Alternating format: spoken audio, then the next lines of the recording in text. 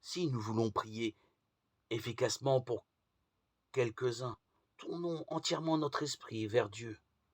Ensuite, contemplons la solution, la réponse à son problème. Qu'a besoin cette personne pour qui nous désirons prier? Faisons ceci fréquemment jusqu'à ce que nous arrivions à en être convaincus.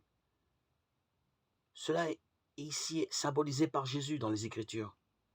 C'est cela celui qui doit venir, c'est-à-dire la manifestation de notre idéal.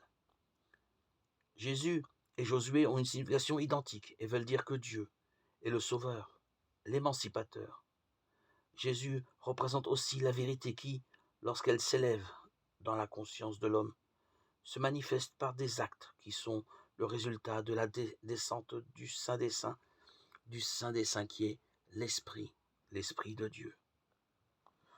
Nous recevons le Saint-Esprit, ce qui signifie que notre foi n'est plus une foi aveugle, mais une foi vivante, dynamique, vibrante, dans la puissance et dans la sagesse de Dieu, qui nous anime par le Saint Baptême.